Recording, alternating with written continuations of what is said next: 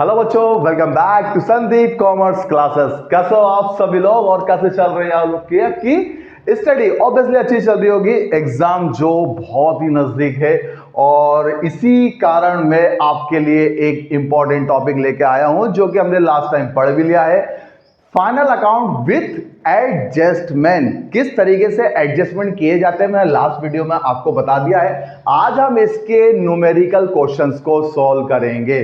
किस तरीके से फाइनल अकाउंट विथ एडजस्टमेंट के न्यूमेरिकल को सॉल्व करते हैं, इसके लिए आपको सबसे पहले सारे एडजस्टमेंट मैंने जो लिखा है उसको अपने सामने रखना पड़ेगा और जब जब जैसे जैसे एडजस्टमेंट आएगा तो आपको देखना पड़ेगा कि वो उस एडजस्टमेंट का क्या क्या इफेक्ट होता है। तो चलिए फटाफट से क्या करते हैं, हम सवाल को शुरू करते हैं। और ये रहा क्वेश्चन नंबर आपके सामने लिखा हुआ है, prepare the final account for the year ending 31st December 2017 and from the following trial balance of Parth and brothers का दिया गया है। ठीक है, यहां पर देके रखा है आपको ट्रायल बैलेंस। अब सबसे पहले आपको क्या करना है, इसमें ट्रायल बैलेंस क्लियर साफ साफ दिखाई दे रहा है। एक है डेबिट साइड और एक है आपका क्रेडिट साइड। ठीक है, डेबिट साइड में भी अमाउंट देकर रखिए, क्रेडिट में भी अमाउंट देकर रखिए। अब हम आ जाते हैं इसके एडजस्टमेंट के ऊपर। एडजस्टमेंट में सबसे पहले नंबर पे लिखा है closing stock. Closing stock adjustment में दिया हुआ है। यह हमने लास्ट टॉपिक में भी पढ़ा था और उसमें भी हमने देखा था क्लोजिंग स्टॉक को कैसे लिखते हैं। चलिए आगे आपको देके रखा है आउटस्टैंडिंग सैलरी, सैलरी देना बाकी है। तो एक काम करिए, ट्रायल बैलेंस के अंदर चेक करिए सैलरी है क्या, डेफिनेटली है। तो आप क्या करेंगे, उसके ऊपर एक छोटा सा टिक लगा लेंगे ताकि जब हम सवाल करेंगे तो हमें पता चल जाए कि इसके ऊपर एडजस्टमेंट है। तो आप सैलरी पे टिक लगा लीजिए। प्रीपेड है रिपेयर चार्जेस, रिपेयर चार्जेस जो है वो क्या है, प्रीपेड है, तो आप रिपेयर चार्जेस के ऊपर टिक लगा लीजिए। उसके बाद है एक्रूड है कमीशन, तो कमीशन आपको ट्रायल बैलेंस के क्रेडिट साइड में दी है, तो आप ट्रायल बैलेंस के क्रेडिट साइड में कमीशन है तो उस पर टिक लगा लीजिए। ठीक है, और लास्ट में आपको एडजस्टमेंट देकर रखा है डेप्रिसिएशन ऑन मशीनरी, तो मशीन के ऊपर भी आप क्या करेंगे बच्चों, डेप्रिसिएशन लगा लेंगे। तो आपने एडजस्टमेंट की टिक लगा ली है। अब हम क्या करते हैं, सवाल को क्या करते हैं, यहां पर सॉल्व करते हैं। चलिए सबसे पहले नंबर पर आपको देके रखा है ओपनिंग स्टॉक। मैंने पहले से यहां पे कॉलम बना के रख दिए हैं। यहां पर आपका ट्रेडिंग P&L बनेगा। ठीक है, उसके बाद आपका बनेगा यहां पर असेट साइड आ जाएगी और ये बैलेंस शीट है आपकी। ठीक है, तो सबसे पहले नंबर पर हम क्या करते हैं, लिखते हैं टू ओपनिंग स्टॉक। क्या लिख देंगे बच्चों, टू ओपनिंग स्टॉक लिख देंगे। ठीक है, लिख दिया। अब हम बोले कितने रुपए का, तो आपके सामने ओपनिंग स्टॉक है 4000 रुपए का, तो हम 4000 रुपए कहां लिख देंगे, डेबिट साइड में लिख देंगे। ठीक है, नेक्स्ट नंबर पे क्या लिखा हुआ है, नेक्स्ट नंबर पे लिखा है परचेस, 56,000 का परचेस है। परचेस कहां आता है, ट्रेडिंग अकाउंट के डेबिट साइड में आता है, जैसा कि आप सभी को पता है। तो परचेस में लिख दिया हमने 56,000 रुपीज का क्या है बच्चों, परचेस है। इसको इनर में लिखेंगे, क्यों उसके बाद में हम बताएंगे। आगे लिखा हुआ है आपका ड्रॉइंग।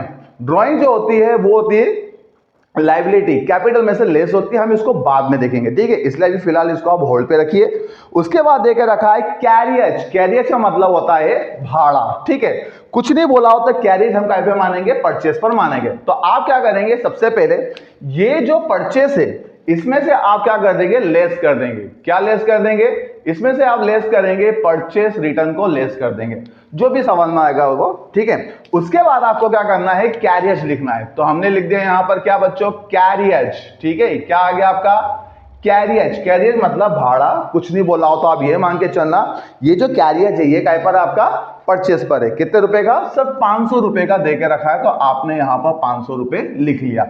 आई होप यहां तक आपको सवाल समझ में आ गया होगा।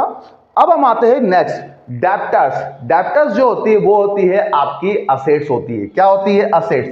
कौन सी असेट्स, करेंट असेट। तो आप क्या करेंगे, यहां तक का जो है ये फ्री असेट्स में लिखेंगे और बाकी का जो पार्ट है वो करेंट असेट्स में। तो हमने डेप्टर्स के ऊपर फिलहाल कोई एडजस्टमेंट नहीं है, इसलिए डेप्टर्स को सीधे हम आउटर में जान देते हैं और डेप्टर्स से आपके 3500 रुपए के डेप्टर्स दिए गए। तो हमने यहां लिख लिया क्या, 3500 रुपए के डेप्टर्स लिख लिए। यहां तक आई होप आपको समझ में आ ही गया होगा। अब हम आते हैं next, cash in hand. Cash in hand भी आपकी करंट असेट्स होती है, इसलिए हम क्या करेंगे, इसको असेट्स में लिख देंगे, कैश इन हैंड। अब कैश इन हैंड कितना है, तो 2000 रुपीज का क्या देके रखा है बच्चों, कैश इन हैंड देके रखा है। क्लियर है। नेक्स्ट नंबर पे मोस्ट इंपोर्टेंट है आपका सैलरी। क्या है? सैलरी। अब सैलरी कितनी है? सब 1500 रुपए की सैलरी है। तो याद रखिए यहां तक का जो पार्ट है, ठीक है, ये जो पार्ट है ये है हमारा ट्रेडिंग, और नीचे वाला पार्ट जो वो है पी एंड एल। तो सैलरी जो होती है वो पी एंड एल अकाउंट के डेबिट साइड में आती है। तो हमने क्या लिख लिया? सैलरी, और 1500 रुपए हमने इनर में लिख लिए। अच्छा, क्यों इनर में लिखे? क्योंकि इसके ऊपर दिया गया है एडजस्टमेंट। क्या एडजस्टमेंट है? चलिए पढ़ लेते हैं हम। एडजस्टमेंट 1500 रुपए की सैलरी है, एडजस्टमेंट लिखा है आउटस्टैंडिंग है सैलरी। सैलरी जो है आउटस्टैंडिंग है, कितना? 300 रुपए। अब ये आउटस्टैंडिंग क्या होता है बच्चों? देखिए, आउटस्टैंडिंग का सिंपल सा मीनिंग है एक्सपेंसेस जो हो चुके हैं पर अभी तक हमने उसका पेमेंट नहीं किया। क्या कहलाता है? आउटस्टैंडिंग कहलाता है। कोई भी खर्चा है, ठीक है, वो हो गया है, हमारा खर्चा हो गया है, लेकिन अभी तक हमने उसको पेमेंट नहीं करा, तो क्या कहलाता है? आउटस्टैंडिंग कहलाता है। आउटस्टैंडिंग का सिंपल सा नियम है बच्चों, क्या? आउटस्टैंडिंग जो होगा वो रिलेटेड, ठीक है, रिलेटेड एक्सपेंसेस में क्या हो जाएगा? प्लस हो जाएगा। तो 300 रुपए हमने आउटस्टैंडिंग के प्लस कर दिए, पहला इफेक्ट, ठीक है। तो 1500 और 300 ये हो जाएंगे आपके 1800 रुपए हो जाएंगे। कितने हो जाएंगे बच्चों? 1800 रुपए। पहला एडजस्टमेंट क्लियर है। अब इसका दूसरा इफेक्ट क्या होगा? तो याद रखिएगा आउटस्टैंडिंग जो होता है वो आपकी लायबिलिटी होती है। क्या होती है बच्चों? आउटस्टैंडिंग आपकी लायबिलिटी। इसलिए हमने लायबिलिटी में लिख दिया क्या? आउटस्टैंडिंग सैलरी को। आई होप यहां तक आपको क्लियर हो गया होगा। चलिए नेक्स्ट नंबर पे हम आते हैं। लिखा हुआ है वेजेस। वेजेस का मतलब होता है मजदूरी, और ये एक्सपेंसेस रिलेटेड हुआ आपका किससे? फैक्ट्री से रिलेटेड एक्सपेंसेस है, ट्रेडिंग के डेबिट में आ जाएगा। अब वेजेस की बात करें तो वेजेस कितना है? साफ साफ सवाल में देके रखा है वेजेस जो है वो 600 रुपए का आपको वेजेस दिया गया है। तो हमने यहां पर क्या लिख लिया बच्चों? 600 रुपए वेजेस लिख दिए। नेक्स्ट नंबर पे आते हैं हम। बिल्स रिसीवेबल 1800 रुपए का बिल्स रिसीवेबल है, आपकी असेट्स होती है करंट असेट्स से, तो आप करंट असेट्स में लिख लीजिए क्या? Bills receivable. अब बिल्स रिसीवेबल कितना है? तो यहां पर बिल्स रिसीवेबल 1800 रुपए का आपको बिल्स रिसीवेबल दिया गया है। आई होप यहां तक आपको सवाल समझ में आ गया होगा। मोस्ट इंपॉर्टेंट है और एग्जाम में पूछा जाता है, तो डेफिनेटली इसको करना जरूरी है। चलिए नेक्स्ट नंबर पर हम आते हैं। लिखा हुआ है रिपेयर चार्जेस। अब रिपेयर चार्जेस कितना है? सर रिपेयर चार्जेस यहां पर 300 रुपए का रिपेयर चार्जेस है। अब रिपेयर चार्जेस आपका जनरली नॉर्मल खर्चा होता है जो कि पी एंड एल में आता है। तो हम रिपेयर चार्जेस को क्या करेंगे? पी एंड एल अकाउंट के डेबिट साइड में लिख देंगे। अब रिपेयर चार्जेस है कितना? तो यहां पर ट्रायल बैलेंस में देके रखा है 300 रुपए का रिपेयर चार्जेस है। तो हम क्या करेंगे? रिपेयर को इनर में लिख देंगे। अच्छा, क्यों लिख देंगे? सर इसके ऊपर दिया गया है एडजस्टमेंट। क्या एडजस्टमेंट देके रखा है बच्चों? तो चलिए लिखा हुआ है एडजस्टमेंट के अंदर कि रिपेयर जो है वो है प्रीपेड, वो भी 100 रुपए का। मतलब प्रीपेड का मतलब समझो कि प्रीपेड होता क्या है। देखिए प्रीपेड का मतलब होता है कि कोई एक्सपेंसेस है, अभी वो हुआ नहीं है, मतलब होने वाला है, लेकिन आपने पेमेंट पहले ही कर दिया, ठीक है। मान लो कि कोई एक्सपेंसेस है जो कि नेक्स्ट ईयर का है, लेकिन उसका पेमेंट आपने अभी हाल कर दिया, तो ये कहलाता आपका प्रीपेड एक्सपेंसेस। जैसे नाम से मालूम पड़ा प्री पेड, प्री मतलब पहले, पेड मतलब चुका दिया, पहले ही चुका दिया, लेकिन अभी एक्सपेंसेस हुआ नहीं है। अब यहां पर जो रिपेयर है वो भी क्या है? प्रीपेड है। कितने रुपए का? सर 100 रुपए का क्या है? प्रीपेड है। अब प्रीपेड का रूल है, याद रखना, एडजस्टमेंट मैंने आपको समझाया है। प्रीपेड जो होता है रिलेटेड इनकम में से, रिलेटेड एक्सपेंसेस में से प्रीपेड क्या हो जाएगा? माइनस। तो हमने क्या करा? प्रीपेड रिपेयर जो कि 100 रुपए का है उसको हमने लेस कर दिया, ठीक है। और लेस करने के बाद वैल्यू कितनी आ जाएगी? 200 रुपए आ जाएगी। क्लियर है। और दूसरा प्रीपेड जो होता है वो असेट्स में लिखाता है। कहां लिखाता है बच्चों? प्रीपेड जो होता है वो असेट्स में। तो प्रीपेड रिपेयर चार्जेस जो कि कितने रुपए का है? 100 रुपए का रिपेयर चार्जेस दिया गया है। आई थिंक यहां तक सब कुछ ठीक ठाक चल रहा होगा और आपको समझ में भी आ रहा होगा।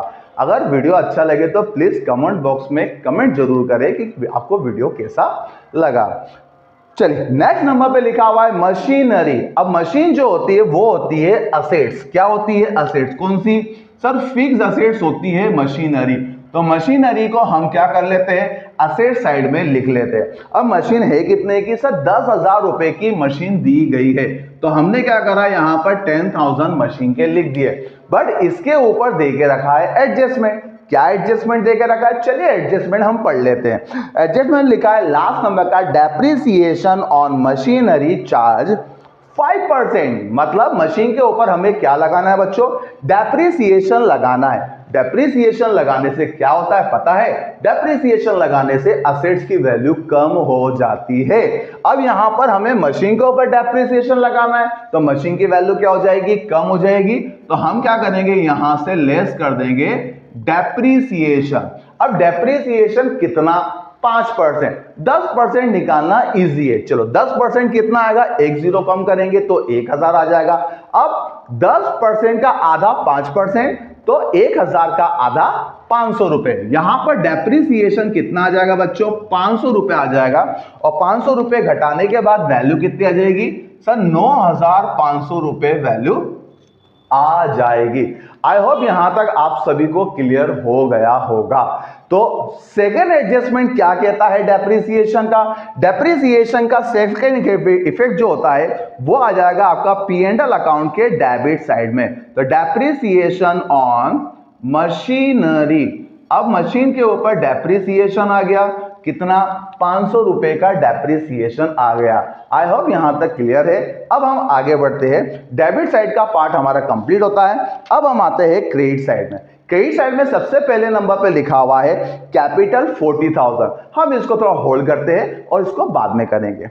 नेक्स्ट नंबर पे आते हैं हम सेल्स। यहां पर आपने माल बेचा कितने का, सर यहां पे जो माल बेचा है 55,000 का बेचा है, जो कि ट्रेडिंग अकाउंट के क्रेडिट साइड में आ जाएगा। अब इस सवाल में मुझे कहीं से कहीं तक भी सेल्स रिटर्न या परचेज रिटर्न दिखाई नहीं दे रहा है, ठीक है। तो हम क्या करेंगे, इसमें से जो लेस होता है सेल्स रिटर्न, फिलहाल वो है नहीं, तो क्या करना है आपको, इसमें से इसको घटाएंगे तो वैल्यू आउटर में लिख देंगे। सेम अमाउंट आ जाएगी कितनी, 55,000, और 56,000 में से भी परचेस रिटर्न है नहीं, तो आउटर में अमाउंट आ जाएगी कितनी, 56,000 रुपीज आ जाएगा। आई होप यहां तक क्लियर है। अब हम आते हैं पॉइंट नंबर नेक्स्ट के ऊपर। पॉइंट नंबर नेक्स्ट में लिखा है बिल्स पेबल। अब बिल्स पेबल जो होती है बच्चों, वो क्या होती है, लायबिलिटी होती है। और बिल्स पेबल यहां पर बिल्स पेबल, ठीक है, सो थोड़ा सा मिस्टेक हो गई है, यहां पर कुछ अमाउंट मैंने गलत लिख दिया है। अभी सेल्स रिटर्न नहीं आया है ना, और कैपिटल भी नहीं है, हम समझते रुको। यहां पर लिखा हुआ है क्रेडिटर्स। सबसे पहले हम बात कर ले क्रेडिटर्स की। क्रेडिटर्स जो होते हैं वो होती है लायबिलिटी। क्या होती है क्रेडिटर्स, लायबिलिटी। तो लायबिलिटी में हम लिख लेते हैं क्या, क्रेडिटर्स। अब क्रेडिटर्स कितने का है सर, 2100 रुपए के आपको क्रेडिटर्स दे के रखे हैं, ठीक है। देन नेक्स्ट नंबर पर बिल्स पेबल भी दे के रखा है। बिल्स पेबल भी आपकी लायबिलिटी होती है, तो हम इसको क्या करेंगे, लायबिलिटी में लिख देंगे बिल्स पेबल, जो कि 2000 रुपए दिए गए हैं। तो 2000 रुपए तक आपका बिल्स पेबल आ जाता है। अब हम आते हैं यहां पर कमीशन। कमीशन का नेचर देखो, कमीशन का नेचर दोनों प्रकार का होता है, वो एक्सपेंसेस भी होता है और वो इनकम भी। हम कैसे पहचानेंगे ये एक्सपेंस है, या तो क्लासिफाई कर दे कमीशन रिसीव्ड, कमीशन अर्न, तो आपकी इनकम क्रेडिट, या कमीशन पैड तो आपके लिए एक्सपेंसेस। लेकिन कुछ नहीं बोला हो तो आपको क्या करना है, ये देखना है कि कमीशन किस साइड लिखा है। डेबिट साइड में लिखा हुआ है एक्सपेंसेस, और क्रेडिट साइड में लिखा हुआ है तो इनकम। फिलहाल कमीशन क्रेडिट साइड में लिखा है, इसलिए इनकम और इनकम एक ही जगह आएगी, इसके अलावा कहीं पर इनकम आता भी नहीं। इनकम आएगा P&L अकाउंट के क्रेडिट साइड में, और इनकम जो है वो आपकी 300 रुपए दी गई है आपकी कमीशन। तो कमीशन जो है वो कितना है सर, 300 रुपए का कमीशन है। बट इसके ऊपर दे के रखा है एडजस्टमेंट। चलिए एडजस्टमेंट समझ लेते हैं। कमीशन एक्रूड है, एक्रूड कमीशन 400 रुपए। अब ये एक्रूड क्या होता है, एक्रूड को हिंदी में बोलते हैं अर्जित या उपार्जित। एक्रूड का सिंपल सा मीनिंग है ऐसे इनकम जो आपने कमा ली है, अर्न कर ली, बट आपके हाथ में अभी तक नहीं है। मान लेते कि आप किसी के यहां पर जॉब करते हो, आपने क्या करा, 12 महीने आपने काम किया, जिसमें से आपको केवल और केवल अभी 10 महीने की सैलरी मिली, अभी भी 2 महीने की सैलरी मिलना बाकी है। अब आप क्या बोलोगे, हाँ यार मैंने क्या करा, काम तो कर दिया है बट अभी तक मुझे सैलरी हाथ में नहीं आई।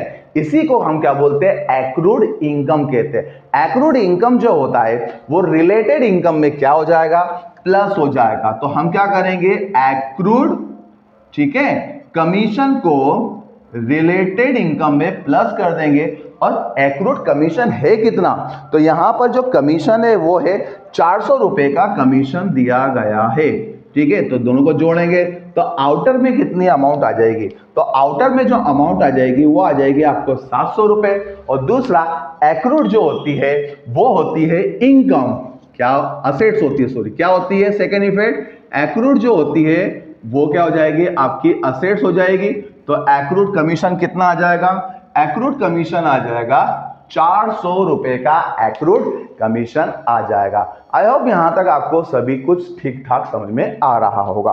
और नेक्स्ट नंबर पे हम आते हैं, लिखा हुआ है डिस्काउंट रिसीव्ड।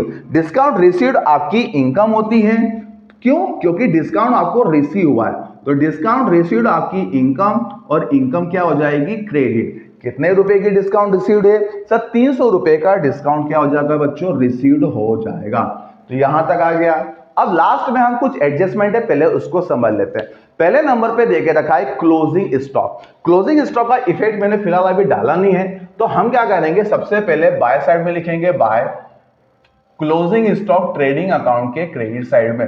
तो ट्रेडिंग अकाउंट के क्रेडिट साइड में कितना आ जाएगा क्लोजिंग स्टॉक, तो सवाल में क्लोजिंग स्टॉक देके रखा है 12,000 रुपए का क्लोजिंग स्टॉक दिया गया है। तो ये आ गया 12,000 रुपए का। Second effect, closing stock assets होती है, इसलिए हम क्या करेंगे, क्लोजिंग स्टॉक को असेट साइड में लिख देंगे। कितने रुपए, 12,000 रुपए। अब इस सवाल में हमें ये ढूंढना है सेल्स कितनी है, तो यहां पर इधर सेल्स लिखी नहीं है, तो यहां पे जो सेल्स है वो 60,000 60,000 रुपए की सेल्स दी गई है। तो 60,000 में से 0 गए तो कितने बचेंगे बच्चों, 60,000 बचेंगे, है ना। और 56,000 में से गए 0 तो कितने बचेंगे आपके, 56,000। अब कुछ चीजें मैंने आपको इग्नोर कराई थी, सॉरी होल्ड पे रखी थी। होल्ड पे क्या क्या रखा था, एक रखा था कैपिटल, ठीक है। तो आपको क्या करना है, सबसे पहले कैपिटल लिखनी है, ठीक है। कैपिटल आपको इनर में लिखनी है। अब कैपिटल कितनी है, तो सवाल में आपको जो कैपिटल देके रखी है वो देके रखी है 16,500 रुपए की कैपिटल देके रखी है। अब यदि यहां पर नेट प्रॉफिट आता है तो आपको क्या करना है, उसको प्लस करना है, ठीक है। कोइंसिडेंस, नेट प्रॉफिट आया तो प्लस और नेट लॉस आया तो माइनस। अब जो भी आंसर आएगा उसमें से हमें क्या करना है, माइनस करना है। क्या माइनस करना है, ड्राइंग को घटा देना। आपको किसको घटाना है सर, ड्राइंग को हम क्या कर देंगे, इसमें से लेस कर देंगे। अब इस सवाल में ड्राइंग थी, हाँ डेफिनेटली ड्राइंग थी। और ड्राइंग कितनी थी, हमने होल्ड पे रखा था। ड्राइंग जो थी वो 1,000 रुपए की ड्राइंग दी गई थी, ठीक है। यहां तक आपको समझ में आ गया है। अब हमें क्या करना है, इसका आंसर निकालना है। चलिए आंसर निकालते हैं। आंसर निकालने के लिए आपको क्या करना है, सबसे पहले दोनों की टोटल लगानी है। चलिए टोटल लगा लेते हैं हम इसकी आंसर निकालने के लिए। तो पहले हम क्या करेंगे, टोटल लगाएंगे, क्रेडिट साइड की टोटल लगाएंगे। तो क्रेडिट साइड की टोटल ये हो जाएगा आपका 72,000 रुपीज डेबिट में। दोनों को जोड़ लेंगे कितना आ जाएगा, 72,000। अब इधर की टोटल कर लेते, तो 56,000 प्लस 4,000, ठीक है, 60,000, 500 रुपए ये और 600 रुपए ये। तो इस साइड की जो टोटल आ जाएगी वो आ जाएगी 61,100। और इन दोनों के बीच का हमें क्या निकालना है बच्चों, डिफरेंस निकालना है। क्या निकालना है हमें, इन दोनों के बीच का डिफरेंस। चलिए डिफरेंस निकाल लेते। तो 72,000 में से 61,100 घटा देंगे, ठीक है। तो कितना आ जाएगा, वैल्यू आ जाएगी आपकी 10,900 रुपए। और ये आपका आंसर भी है। अब इसे हमें लिखना कहां है, सिंपल सा लॉजिक है, जहां वैल्यू कम होती है आंसर वहां लिखा जाता है। तो वैल्यू फिलहाल अभी कम है डेबिट साइड में, और वैल्यू कितने रुपए कम है, तो 10,900 रुपए है, जिसे हम लिखेंगे टू ग्रॉस, ठीक है, ग्रॉस प्रॉफिट अकाउंट के नाम से लिख देंगे। क्लियर है, किस नाम से लिख देंगे, ग्रॉस प्रॉफिट के नाम से लिखेंगे। और इसकी हम क्या कर लेंगे, फाइनली टोटल भी कर लेंगे।